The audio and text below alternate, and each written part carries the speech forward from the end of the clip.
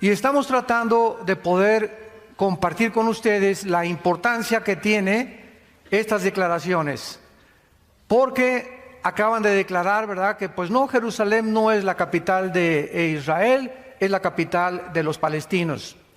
Aun cuando los palestinos comenzaron a existir en 1962, porque no hay tal cosa como una raíz de palestinos, ni tampoco un trasfondo, ni una nación, sino que en 1962 un hombre llamado Yasser Arafat fundó la Organización para la Liberación de Palestina, y los palestinos simplemente son los árabes que antes de 1948, lo cual voy a desarrollar un poco más tarde, estuvieron ocupando durante casi 1500 años, cuando estuvieron en el exilio los judíos, y reclaman a ellos, aun cuando el libro sagrado del Corán no menciona Jerusalén una sola vez. ¿Cuál es el problema que nos encontramos actualmente? El mundo va a estallar una guerra tremenda de acuerdo al libro que tengo en mis manos, que se llama la Biblia. Este libro contiene los registros más antiguos de física, de genética, de química, de biología, de arqueología, de antropología, de literatura, de poesía y de cualquier disciplina académica que tú me quieras mencionar. Durante estos 40 años que tenemos compartiendo este mensaje, en septiembre de este año cumplimos 40 años de levantar este libro a las naciones. No he encontrado a una sola persona en la mayor parte de las naciones donde hemos dado estas conferencias que se atreva a decirme qué libro es más importante y más grande que la Biblia. Hazle esta pregunta a físicos, astrofísicos, ateos, agnósticos, políticos, deportistas, artistas, y la persona que se atreva a decir que hay un libro mejor que la Biblia no sabe lo que está diciendo, o ignora profundamente el contenido de este compendio de 66 libros que nos dan realmente las respuestas que nunca la ciencia nos va a responder. ¿De dónde venimos? ¿Quiénes somos? ¿Y hacia dónde nos dirigimos? La ciencia no puede decirnos de dónde venimos, porque para que sea científico tiene que ser repetitivo.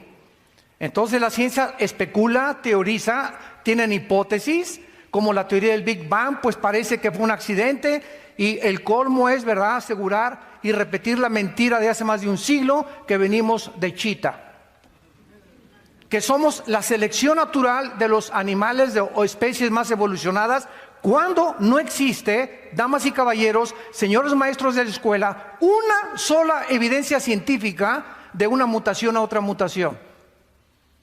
¿Pero por qué se enseña esto? Simplemente porque no hay manera de descubrir de dónde venimos, ni cuál es el origen del universo, ni cuál es el destino del ser humano, porque somos hombres imperfectos, somos una raza caída. Entonces necesitábamos la revelación de Dios, que Él bajara a este mundo hace 2000 años, que muriera en una cruz, que fuera enterrado y que fuera resucitado a los 3 días, para que pudiéramos nosotros tener la certeza inequívoca de que hay vida después de la vida y que Jesucristo es el Hijo de Dios. Realmente estamos viviendo, de acuerdo a la Biblia, la recta final, la última generación. ¿Qué tan cerca nos encontramos de nuestra propia autodestrucción? Porque el diagnóstico que Dios hace de la raza humana en la Biblia es exactamente como la raza humana se ha comportado en los últimos 6000 años que tenemos de historia. ¿Podemos nosotros mencionar señales que realmente nos encontramos en la última generación? ¿Qué diferencia tiene la Biblia del Tripitaka de Buda, de los Vedas, de los persas, del Islam, del Corán y de los tantos libros sagrados que existen? Es increíble las evidencias proféticas con una exactitud del 100% que la Biblia nos ofrece. Es el primer libro que fue impreso en la imprenta de Gutenberg, la Biblia. Es el libro más traducido a más idiomas, a más lenguajes y a más dialectos que cualquier otro volumen de literatura. Y es el libro que nos ofrece realmente la esperanza que nosotros tenemos y que tú puedes tener esta mañana, que si tú mueres algún día, tú puedes volver a vivir eternamente con el Hijo de Dios. En el Evangelio de Mateo capítulo 24, a Cristo se le acercaron los discípulos hace 2000 años, haciéndoles 3 preguntas. Y estando él sentado en el monte de los olivos, versículo 3, los discípulos se le acercaron aparte diciendo: dinos, número 1, ¿cuándo serán estas cosas? 2, ¿qué señal habrá de tu venida? Y número 3, ¿qué señal habrá del fin del mundo? Respondiendo Jesús les dijo: miren que nadie los engañe. Vendrán muchos en mi nombre diciendo: yo soy el ungido, o sea, yo soy el Cristo, y a muchos se engañarán. Y oirán de guerras y rumores de guerras. Miren que no se turben, porque es necesario que todo esto acontezca, pero aún no es el fin. Porque se levantará nación contra nación, reino contra reino, y habrá pestes, hambres, terremotos en diferentes lugares, y todo esto será el principio de los dolores. Cuando Jesús menciona que una de las señales del mundo era cuando las naciones del mundo se enfrascaran o se involucraran en una guerra mundial, durante toda la época del ser humano, de acuerdo al Instituto para la Investigación de la Paz en Suecia, Estocolmo, en los 6000 años de historia que tenemos, damas y caballeros, solamente hemos visto 25 años de paz. 25 años de paz, de acuerdo al Instituto para la Investigación de la Paz, en Estocolmo, Suecia, que el ser humano ha vivido en paz. Toda la historia del ser humano son guerras. Desde que Caín asesina a su hermano Abel con una mandíbula de un burro. Desde entonces el ser humano es un ser humano contra el otro. Blancos contra amarillos, negros contra blancos, católicos contra protestantes, etcétera, etcétera. Es una guerra étnica, un racismo entre nosotros impresionante por la maldad que existe dentro del corazón y el egoísmo de hacernos creer que somos superiores a los demás. Esto es importante porque fue hasta 1914, cuando por primera vez, aun cuando siempre ha habido guerras, hasta el siglo XX, en 1914, se enfrascan nación contra nación y tenemos 4 años de la Primera Guerra Mundial. 1917, Nikolai Lenin comienza a hacer la revolución bolchevique comunista. Entramos 20 años casi después a la Segunda Guerra Mundial, y podríamos decir que a partir del siglo XX, de la Primera Guerra Mundial, la raza humana o la historia humana ha entrado en la recta final, que terminará antes de que este siglo culmine. Esto es importante porque al mismo tiempo que en el siglo XX fueron 2 guerras mundiales, el siglo XX es el siglo donde más conocimiento el ser humano ha obtenido, lo cual se profetizó hace 2500 años en un libro del profeta hebreo que se llama Daniel. Hace 2500 años, en el capítulo 12 de este profeta hebreo, en el versículo 4, escuchen lo que él recibió como revelación. Y le dijo así un ángel de Dios: Daniel, cierra las palabras y sella el libro hasta el tiempo del fin.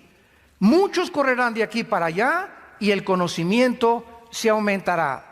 Veamos nosotros a continuación, damas y caballeros, que de acuerdo a esta profecía, hace 2500 años se cerró o se le puso un candado, y el ángel le dijo a Daniel: Daniel, la revelación que te estoy dando, van a pasar 2600 años aproximadamente, y hasta el tiempo del fin la humanidad va a comprender lo que te acabo de revelar hace 2600 años.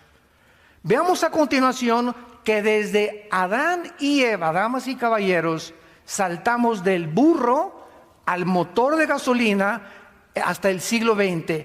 Lo que no se descubrió en casi 5500 años o más, se descubrió en menos de 50 años.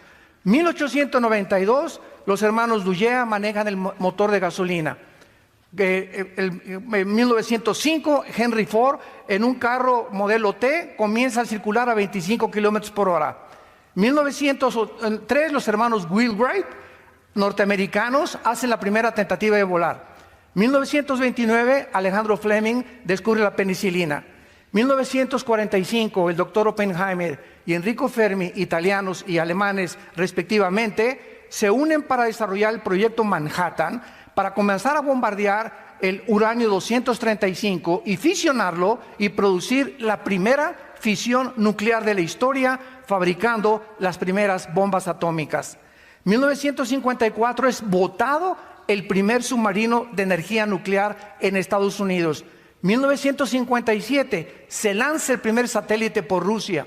1973 es puesta en órbita la primera plataforma espacial. 1969 el hombre llega a la luna. 1975 se produce la primera PC. 1983 los primeros teléfonos celulares y 1991 se desarrolla la red de Internet. Damas y caballeros, desde los 90 a nuestros días, ya qué cosa nos sorprende en la época cibernética en la que estamos nosotros viviendo. Escuchen esto, en el siglo XX se inventaron los focos, la aspirina, los plásticos, la insulina, la televisión, el radio, los trasplantes, el chip de silicio, el rayo láser, el refrigerador, el cine, la píldora anticonceptiva, la lavadora, los teléfonos celulares, el iPhone, el iPad, etcétera, etcétera. La pregunta es, ¿por qué fue hasta el siglo XX que el hombre alcanzó este desarrollo tecnológico y científico que durante los siglos anteriores jamás se había logrado? La respuesta es muy sencilla, para que Dios nos pudiera advertir que nos comencemos a preparar para su venida. Dice la Biblia en la primera carta a los tesalonicenses, porque no somos hijos de las tinieblas, somos hijos de la luz, y no somos de la noche ni de las tinieblas. No durmamos como los demás, sino velemos y seamos sobrios, porque no nos ha puesto Dios para la ira, ni para el juicio que viene sobre el mundo. Antes de que Cristo regrese, la Biblia establece, millones de personas vamos a desaparecer en lo que se conoce como el arrebatamiento de la iglesia. Y va a llegar un día en que vas a voltear y tu esposa no está en tu cama, no se fue con el lechero. Y tus hijos desaparecieron o tu esposo desapareció, todos los millones de niños en los hospitales van a desaparecer y van a comenzar el mundo a producir una confusión en los medios de comunicación, pilotos se van a estrellar porque desaparecían los pilotos, accidentes múltiples en las carreteras. ¿Y qué creen ustedes que va el mundo a comenzar a responder ante la desaparición de millones de personas? Se los llevaron los ovnis. Y esto es algo muy claro que desde 1946 la aparición del fenómeno ovni ha tenido lugar con más frecuencia, preparando el mundo para una venida de una forma sobrenatural de supuestos extraterrestres. Y que la Biblia nos muestra que no son extraterrestres, ni marcianos, ni jupiterianos, ni plutonianos, son ángeles caídos, bajo la agencia de un querubín llamado Lucifer, que después se le puso el nombre de Satanás, que significa el adversario, y después se le llamó el diablo, que significa el acusador. Estamos rodeados de un mundo de maldad, donde hay influencia y energías poderosas sobre los seres humanos para volvernos locos, para abortar la misión que tenemos en este mundo, para hacernos creer que venimos de los animales y que no somos agentes morales responsables de nuestras acciones. Es un mundo completamente dominado en el cual, cuando conocemos la verdad, Jesús dijo, la verdad te hará libre. Y no es hasta que conoces la verdad en Jesucristo que tu mente será engañada e irás de botella en botella, de mujer en mujer, de negocio en negocio, de filosofía en filosofía, cienciología, que el Calimán, y que la cientología, y que esto y el otro, y que la dianética, etcétera, etcétera. Y el mundo está perdido y se siguen oyendo las palabras: yo soy el camino, la verdad y la vida. Las palabras del Hijo de Dios. Dios quiere que nosotros sepamos que el conocimiento que el hombre ha adquirido en el último siglo ha sido una de las señales principales de que nos encontramos al final de la historia. Pero lo más irónico de esto es que en el siglo XX, donde más conocimiento científico y más avances tecnológicos el hombre alcanzó, escuchen esto, es el siglo donde más ateos surgieron. Antes del siglo XX, Blaise Pascal, astrofísico francés, cristiano; Isaac Newton, el que descubrió las leyes de la gravitación, cristiano; Einstein confesó que él creía en Dios; Louis Pasteur, Kepler y todos estos científicos, Galileo Galilei, que casi la Iglesia Católica lo crucifica por decir que el Sol no circulaba la Tierra, sino que es la Tierra la que circula alrededor del Sol, eran cristianos. ¿Qué pasó en el siglo XX? Que el conocimiento nos ensoberbeció. Sigmund Freud, ateo; Carlos Marx, ateo; Carlos Darwin renegó de su cristianismo; Friedrich Nietzsche, el padre del nazismo, del comunismo y del fascismo, ateo, el que proclamó que Dios está muerto; Jean-Paul Sartre, el padre del existencialismo, en 1990, que muere cuando escribe su libro El muro y la náusea, diciéndole a su hija: hija, he tratado de poder pelear contra un Dios que no existe. Es incongruente mi filosofía porque he descubierto que filosóficamente es insostenible mi ateísmo. Y así tenemos a Carlos Sagan, el astrofísico también ateo, que dijo: pues no hay nada en este mundo más que lo que podamos, el propósito que le podamos dar a nosotros. Pero viene una sorpresa impresionante en 1954, cuando el doctor Crick y el doctor Watson, norteamericanos, les dan el premio Nobel de Medicina por descubrir el ácido desoxirribonucleico, conocido como el ADN. Cuando el hombre comienza a involucrarse en descubrir que en los billones de células que el cuerpo humano tiene, tenemos cromosomas con genes dentro, con el ADN, o sea, con un programa, con información, los ateos, el 62% de los ateos, desde el año 2005 al año 2012, en 7 años, se convirtieron a la Biblia.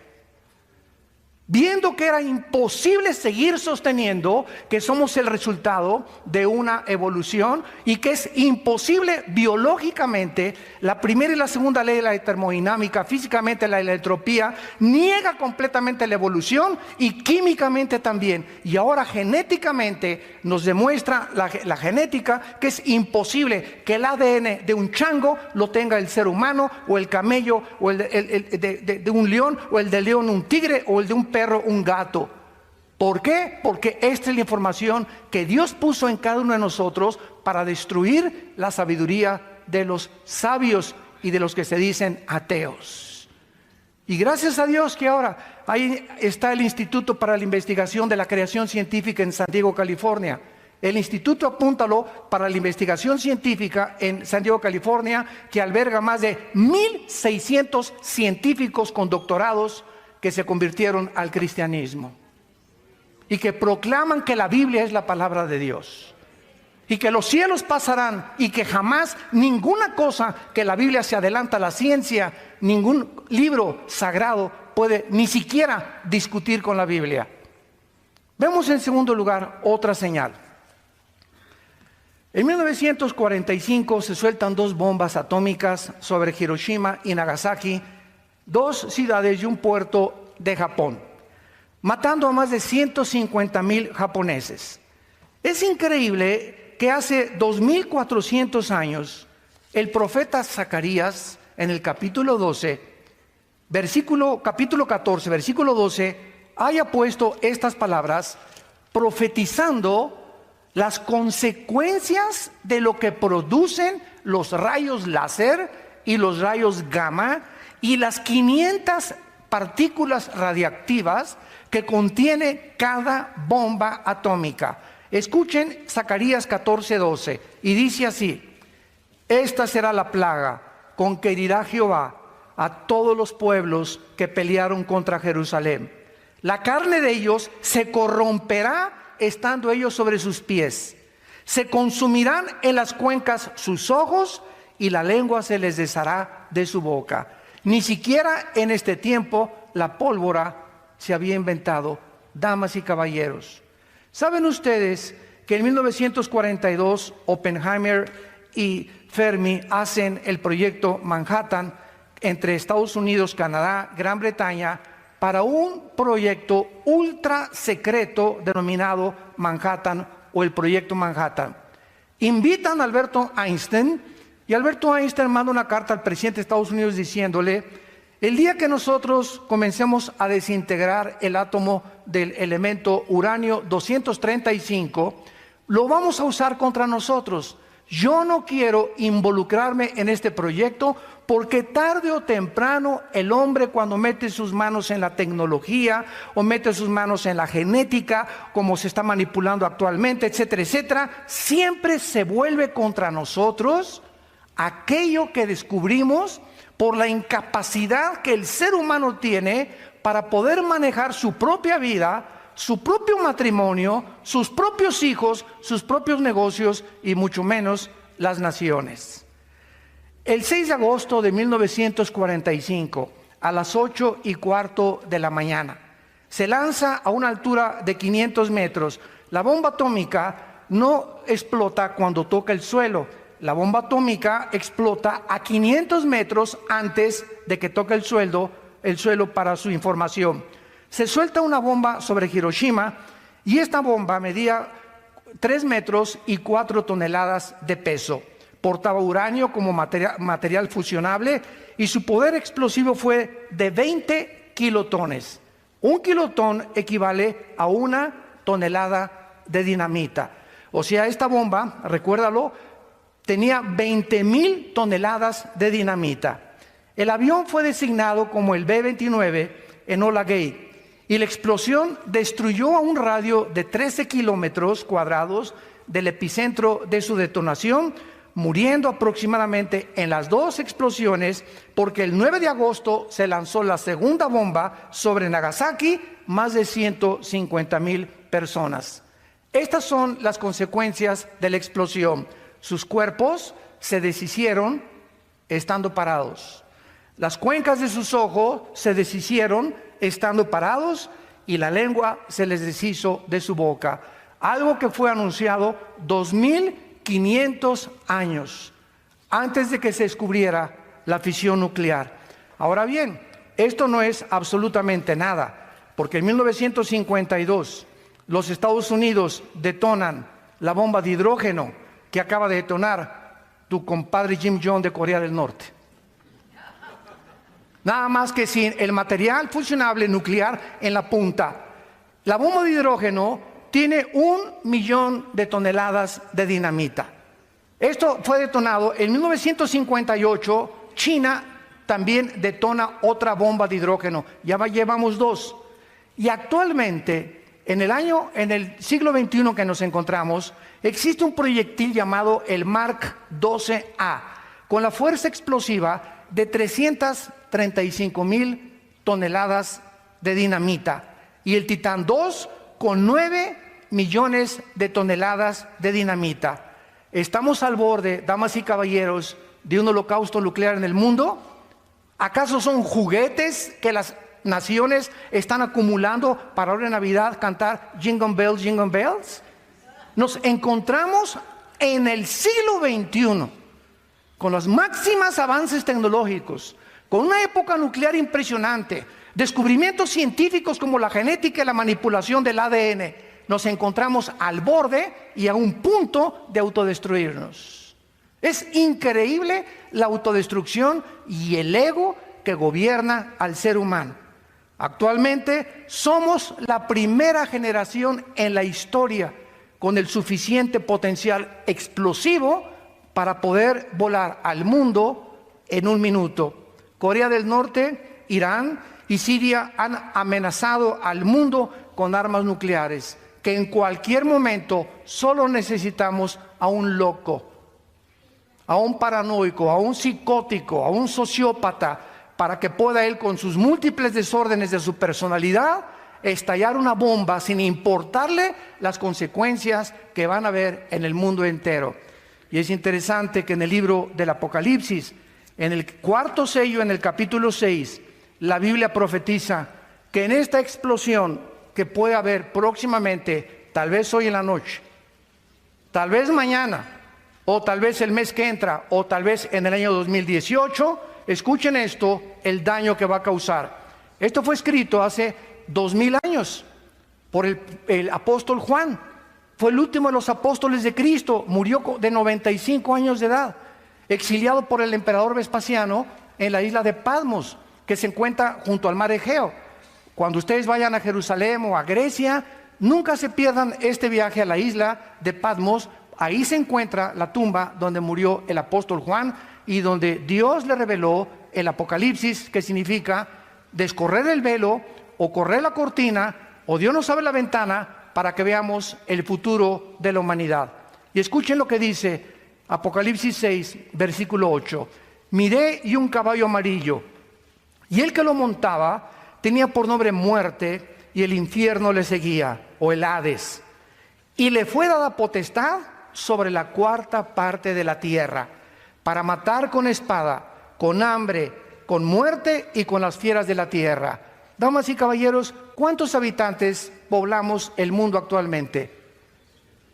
Aproximadamente somos 7.5 billones de personas en el mundo, de acuerdo al último almanaque.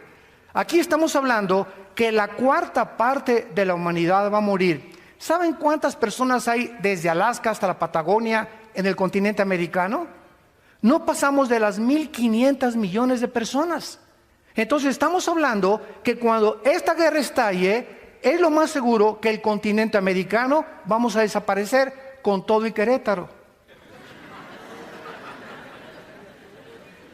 ¿Por qué les digo esto? Porque en la Biblia no aparece Querétaro. En la Biblia no aparecen los Estados Unidos de Norteamérica. A pesar de que desde 1945 Estados Unidos de Norteamérica ha tenido la supremacía militar, política y económica del mundo, compitiendo en la Guerra Fría con la Unión de Repúblicas Socialistas Soviéticas del 52 al 90-91, Estados Unidos no aparece en la Biblia. Y lo más seguro es que, como en la Biblia aparecen las naciones que van a sobrevivir a la última guerra, son las naciones, la mayor parte de Europa, algunas de Asia y del Medio Oriente. El continente americano desaparece completamente. Así que, ¿verdad? Prepárate para encontrarte con tu Dios, y si es a través de una guerra nuclear, nosotros ya tenemos lista la maleta para irnos el día que sea. Dice la Biblia que ahora nosotros encontramos la tercera señal acerca de que nos encontramos en la recta final. Cuando el último zar de Rusia, Nicolás II, un misionero se acercó a él y le hizo esta pregunta, el zar: dime una prueba de que existe Dios. El misionero le dijo al último zar de Rusia, Nicolás II, Israel.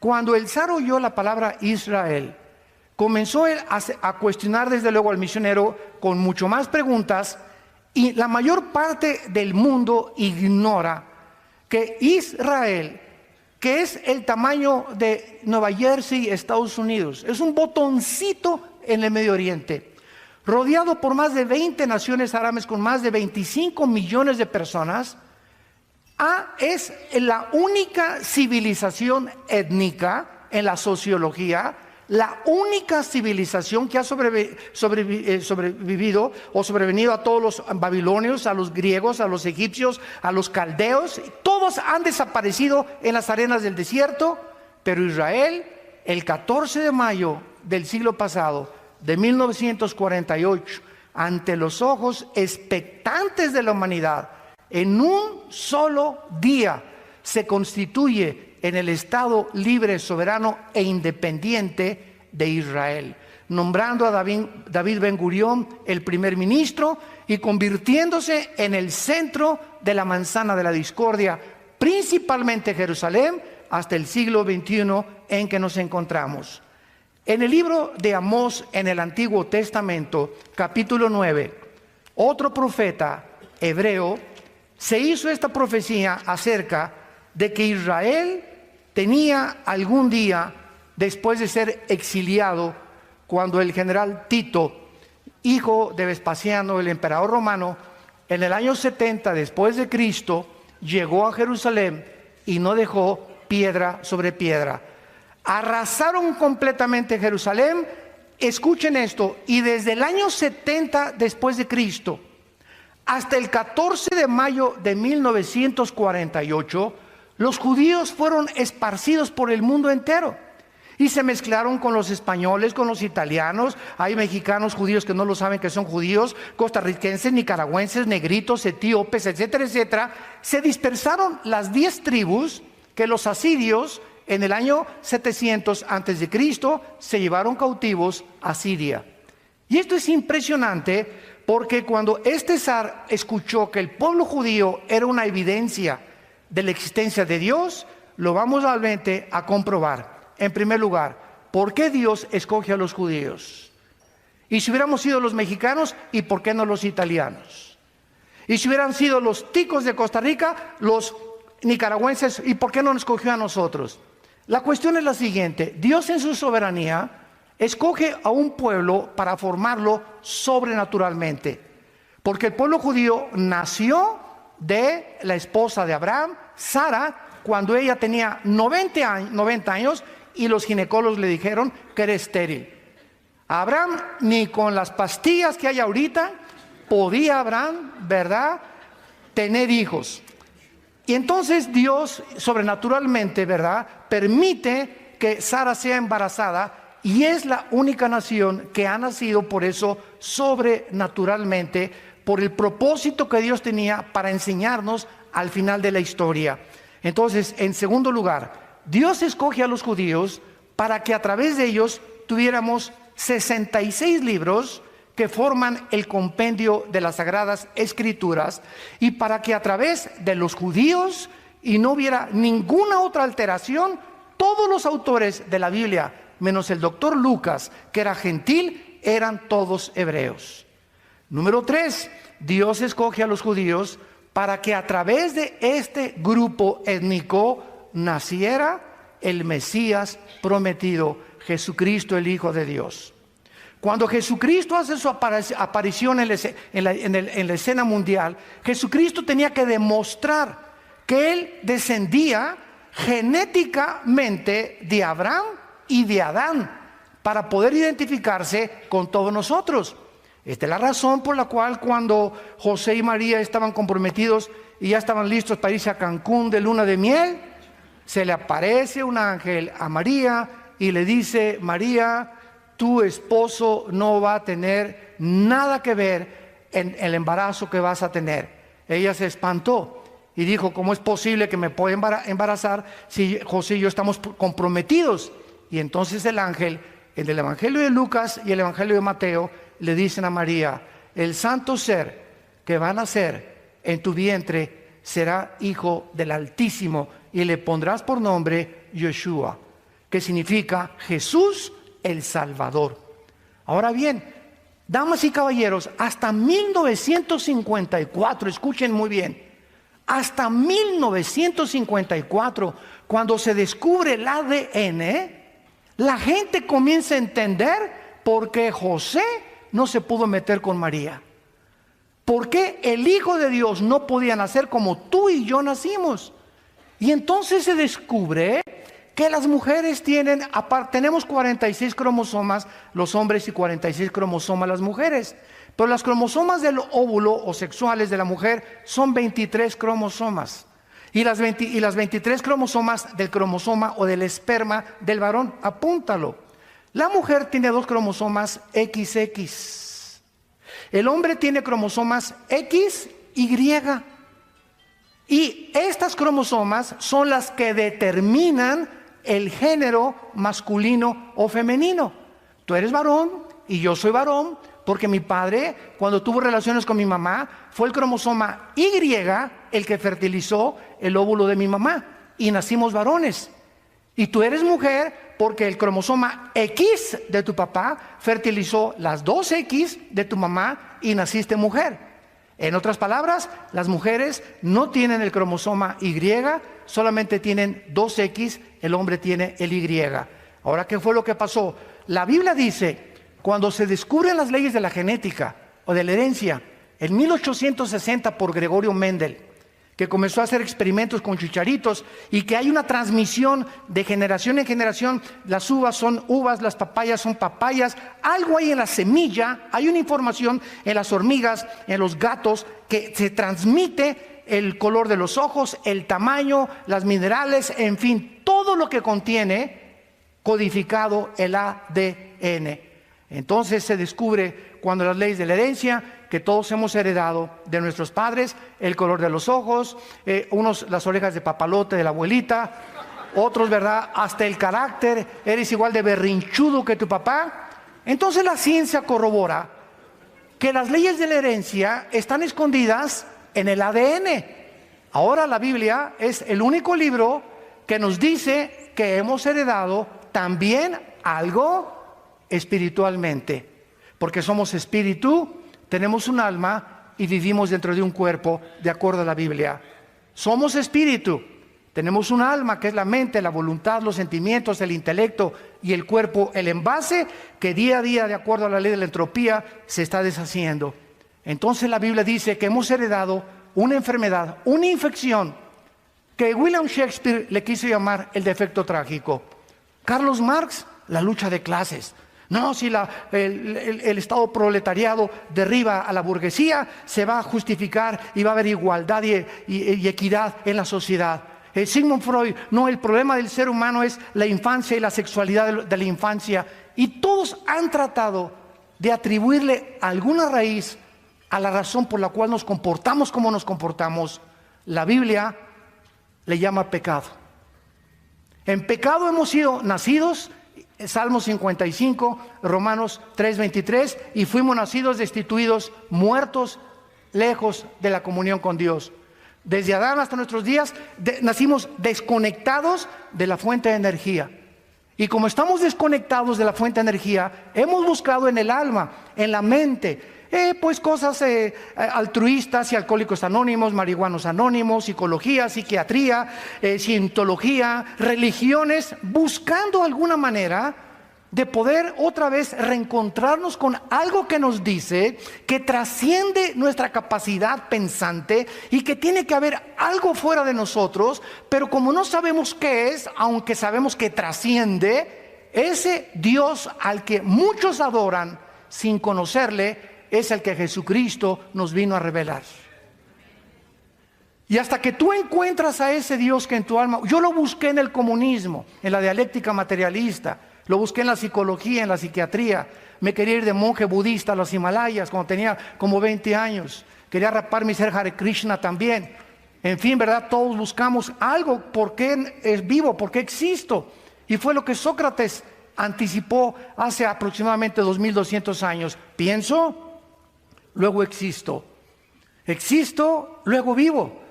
Vivo, tiene que haber una causa. Esta causa no está dentro de mí. Esta causa tiene que estar fuera de mí. Entonces, a esa causa fuera de mí le llamo el Dios desconocido. Al que las religiones adoran sin conocerle, es al que Jesucristo nos vino a reconciliar y hacernos regresar al corral de las ovejas. Esta es la maravillosa vida de Jesucristo. Y es cuando nosotros comenzamos a entender claramente por qué Jesucristo tenía que venir de los judíos. Escuchen esto. Tú a España y busca tu árbol genealógico. O busca de dónde viene el apellido Chipaltroco. O el apellido X. Y vas a encontrar 4 o 5 generaciones, con excepción de los reyes de Holanda, de España, de Inglaterra, etcétera, etcétera, de Suecia. Hay muy poca gente que sabe quiénes fueron sus tatarabuelos. Se pierde completamente y se desvanece con la historia. Jesucristo es el único ser humano de quien se puede trazar su genealogía desde Adán en la Biblia. Cuando yo comencé a estudiar teología y me dieron el doctorado, me atribulaba.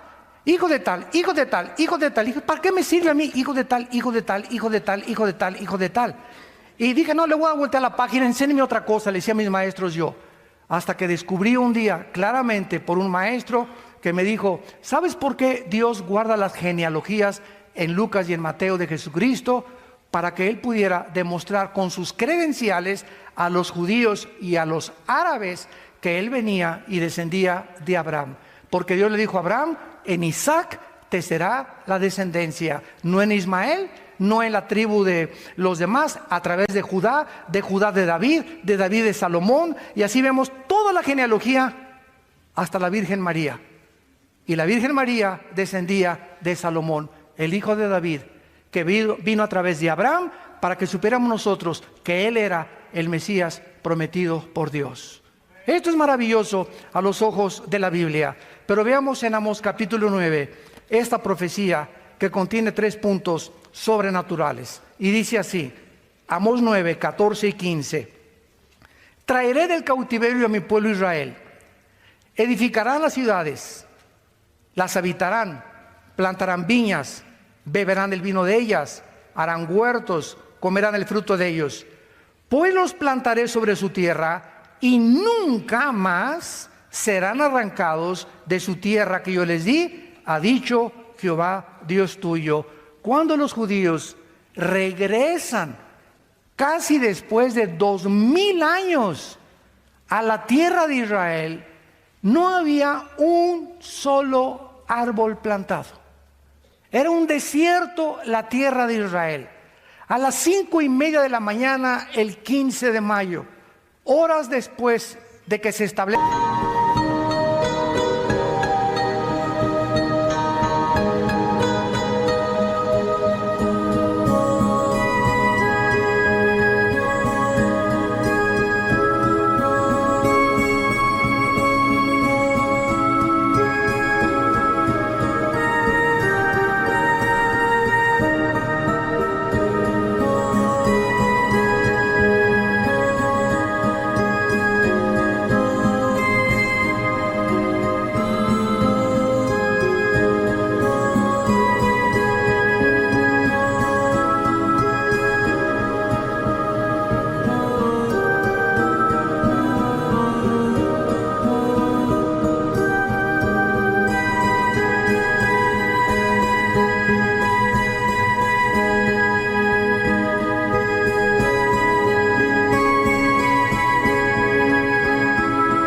por las Naciones Unidas, después del genocidio de los nazis, que regresen a su tierra, los atacan 1 hora después que se constituyen como Estado a través de las Naciones Unidas.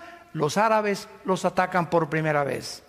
Y después vienen las guerras que vamos a ir viendo, pero cuando llegan los judíos no había árboles. En 2000 años, los pocos árabes, que ahora les llaman palestinos, no sembraron ningún árbol.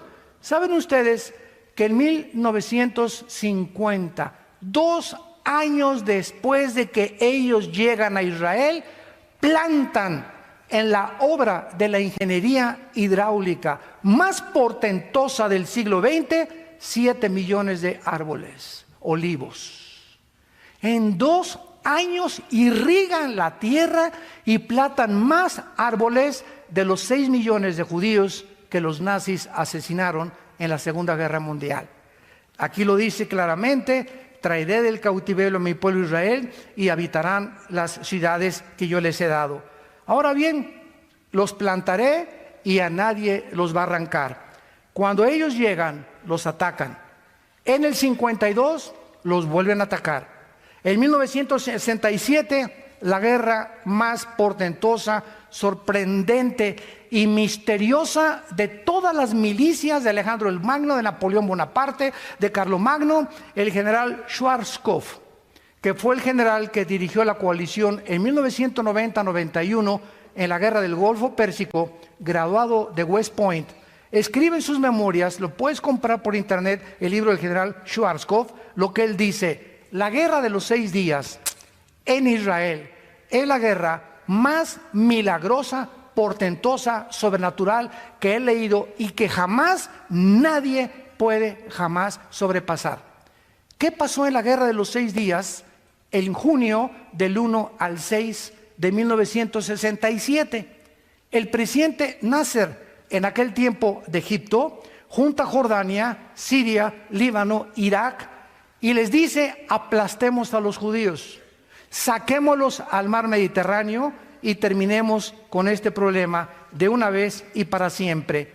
Dios les salva milagrosamente, porque después de que Egipto, Siria, Irak y Jordania, con casi 500,000 de soldados, 2.800 tanques y 800 aviones rodean a Israel. Escuchen esto: en la ley de las probabilidades, los que les gustan las matemáticas, si nosotros somos ahorita 800 personas en este salón y nos rodea un ejército de 20,000 soldados, vamos a poner 5,000 ametralladoras y nosotros tenemos 50 ametralladoras. En la ley de las probabilidades, ¿qué probabilidades tendríamos de salir vivos? Yo les voy a decir cuántas: 10 a la 12ª potencia. Infinito. Escuchen, son las mismas probabilidades que Israel tenía en 1967 para que salieran vivos. ¿Qué sucedió?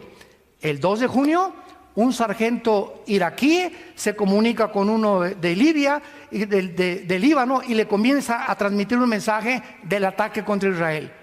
La intercepción que tenían los judíos ya en ese tiempo, porque son los amos de la aviación todavía, los mejores pilotos del mundo, más que los norteamericanos, que los ingleses y que los rusos, son los pilotos judíos ahorita, interceptan este mensaje y los aviones judíos, el F-16, se suben 6 pilotos el 2 de junio y a las 4:30 de la mañana, cuando estaban soñando todavía en el Calimán los egipcios y los sirios y los iraquíes, bombardean sus aeropuertos y acaban completamente con toda la aviación de todos ellos. El 4 de junio los judíos dominaban el aire, lanzan todos los tanques y el 6 de junio se encontraban en la península del Sinaí, en las colinas del Golán, al norte del mar de Galilea, y habían reconquistado por primera vez Israel, Jerusalén, la parte occidental y la parte oriental. El general Moshe Dayan, que fue el que dirigió esta operación de guerra, se levanta, ¿verdad? Alaban a Jehová y le dan gracias a Dios, y las Naciones Unidas les mandan un mensaje: por favor, retírense de la colina del Golán, retírense de Egipto, porque si no se arma otra guerra y vamos a partir Jerusalén en 2 secciones. Se pueden quedar con la parte oriental, que es el Muro de los Lamentos, donde están ahorita, y en la parte occidental, que es donde están los musulmanes con la mezquita de Omar. Desde 1948 hasta el 67 habían tenido el control otra vez de Jerusalén. Damas y caballeros, qué impresionante que hayan terminado la guerra en estos 6 días. ¿Saben por qué acabaron el 6.º día? Porque el 7.º tenían que descansar. Hasta eso, ¿verdad? Fue algo irónico completamente. Ahora, después se levanta Yasser Arafat, se levanta Hezbollah, se levanta Hamas, se levantan todos los grupos terroristas, los han bombardeado, los han tratado de sacar. Nunca desde el 48, escuchen esto, los medios de comunicación te pueden decir muchas cosas, nunca desde el 48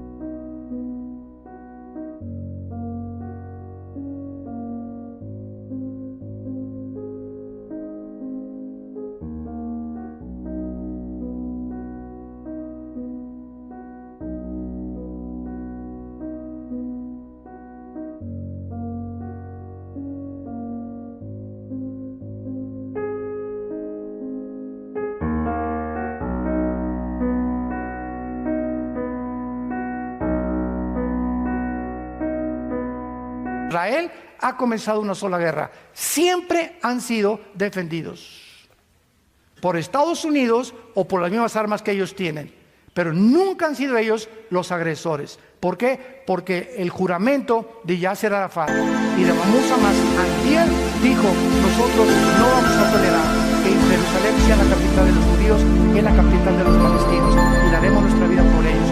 Y así dice la Biblia, que va a terminar la historia humana en Jerusalén. Escuchen lo que dice Zacarías, capítulo 12, otro profeta de hace 2600 años. Dice Zacarías capítulo 12, versículo 2 y 3. Pongo a Jerusalén por ropa que hará temblar a todos los pueblos del alrededor contra Judá, en el sitio contra Jerusalén. En aquel día yo pondré a Jerusalén por piedra pesada, a todos los pueblos, y todos los que se la cargaren serán despedazados. Bien que todas las naciones de la tierra se juntarán contra ella. Esto fue escrito hace 2500 años, cuando ellos no habían sido todavía dispersados, cuando no habían regresado otra vez, pero estaba el profeta diciendo que Jerusalén sería la mecha que encendiera la tercera guerra mundial. ¿Y en qué año estamos? 2017. ¿Y cuál es ahorita la manzana de la discordia en el mundo? Jerusalén. Damas y caballeros, aquí está. Aquí está la palabra de Dios. Exactamente cada siglo, cada año, cada década que pasan los acontecimientos científicos relevantes, tecnológicos, geopolíticos, la Biblia se adelanta para demostrarnos que solo Dios puede darnos el futuro y asegurarnos con la exactitud del 100% que en 2000 años que la Biblia existe, nunca ha habido nadie que pueda atacarla o decir hay una contradicción. Cuando esa persona tarde o temprano descubre que su problema es de él, es mental, no entiendes por qué es la mente de Dios.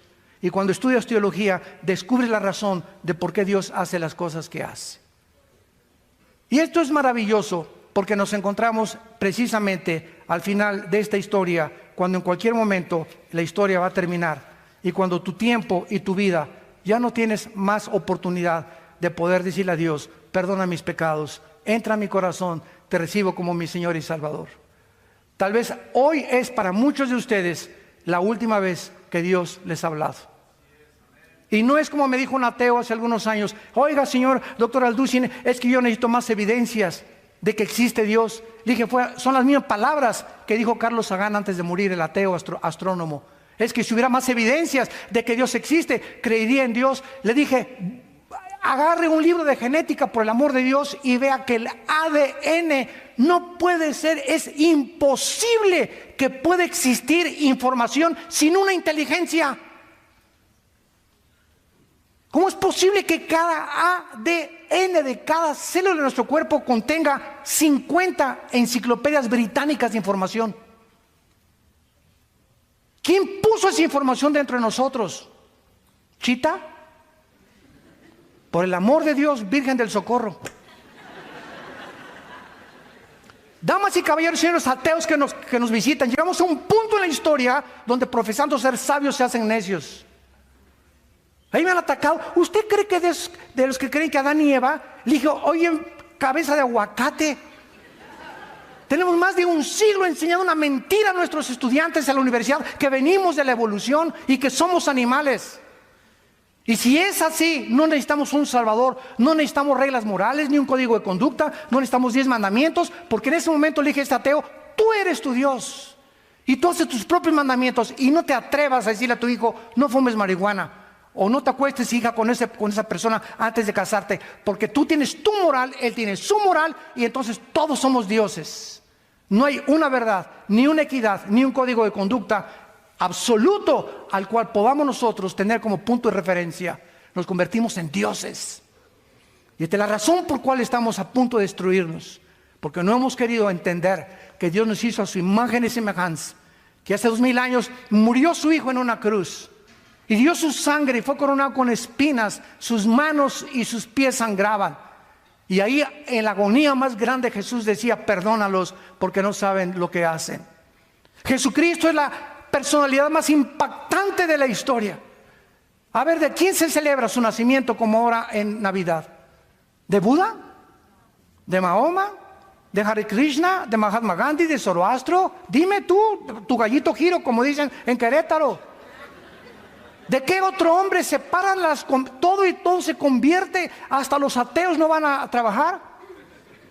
O sabemos que no nació el 24 de diciembre, pero es como el Día del Padre que escogen cualquier día, el Día de la Madre, el día etcétera, etcétera. Se escogió el 24 de diciembre. ¿Qué importa el día si no nace en tu corazón? Pero además de eso, ¿de qué otro hombre se celebra su muerte como en Semana Santa? ¿De tu tío? ¿De Nietzsche? ¿De Sartre? ¿De Bertrand Russell? ¿De Richard Dawkins? El ateo que está ahorita de moda, que escribió puras yo le llamo marihuanadas.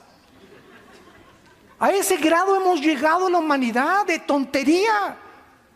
Tenemos más de un siglo creyendo, insistiendo que venimos de los animales, cuando no hay pruebas científicas, ni físicas, ni genéticas, ni biológicas de ello. Pero ¿por qué insistimos? Por el orgullo intelectual, la soberbia del hombre.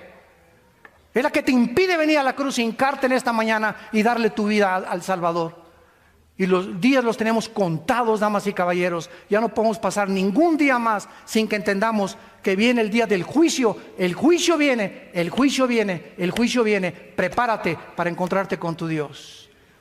No quisieran muchos de ustedes en esta mañana venir a la cruz.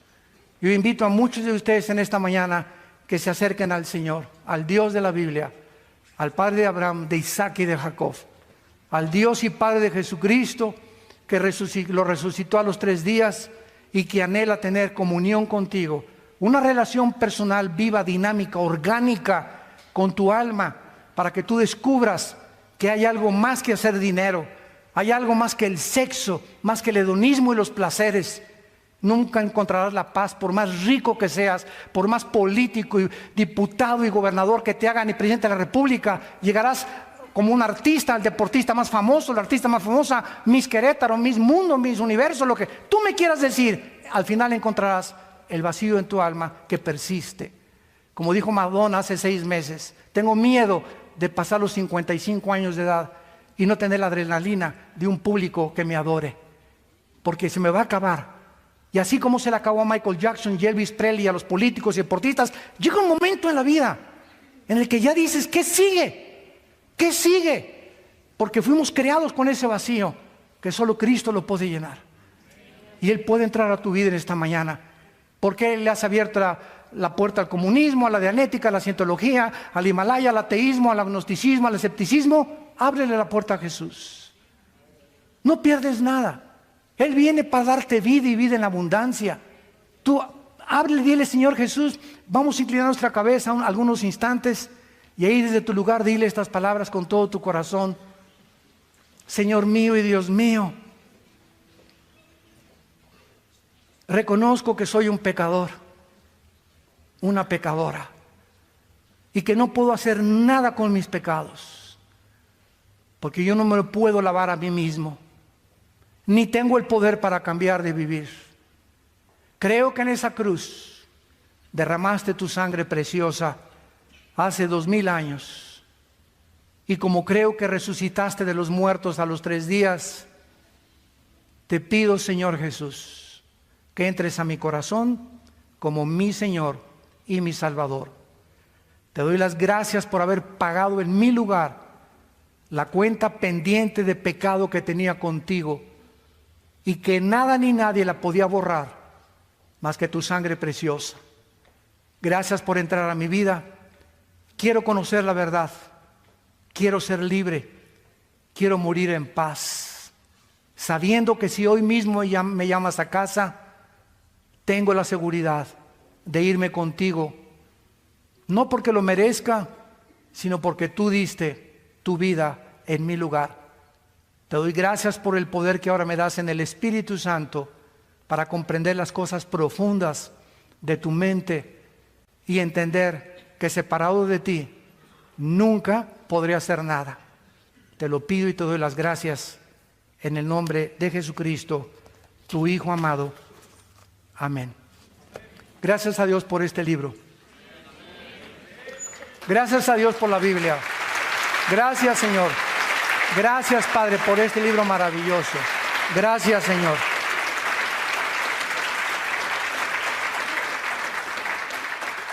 Todas las personas que en esta mañana hayan hecho esta oración, no hay ninguna persona que Cristo haya llamado a escondidas.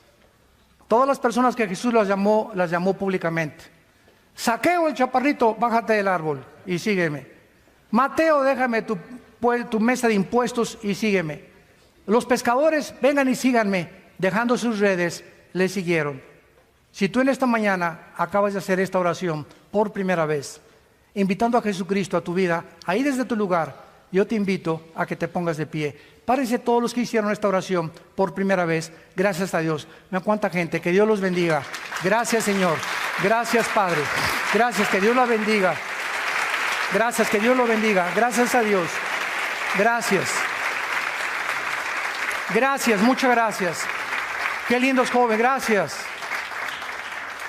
Oh jóvenes, acuérdense de su juventud. Acuérdense de Dios en los días de su juventud. Qué lindo los jóvenes que se van a recibir a Cristo. Los matrimonios se pararon de la mano juntos. Que Dios los bendiga, gracias a Dios. Los viejitos, gracias a Dios, que Dios los bendiga. Ya tienen la visa hoy en la noche para el otro lado. Garantizada por la sangre de Jesucristo. Gracias a Dios. Dios te bendiga también. Gracias a Dios. Gracias por tu vida. Dichosos y felices los pobres en espíritu, porque ustedes verán a Dios. Dichosos y felices todos ustedes que son misericordiosos y que no ven a la gente